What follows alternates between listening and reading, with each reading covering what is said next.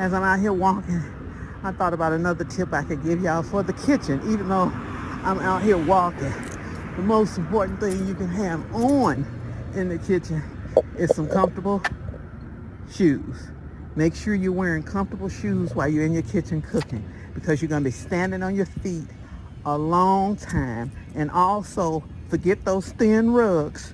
Forget those thin rugs. They're not taking up, like, they're not shock absorbing your knee. You know what I'm trying to say? I don't know the correct term for it, but you need one of those gel type rugs that you can stand on as you working in the kitchen, especially during holidays, dinners. You're in the kitchen a long time.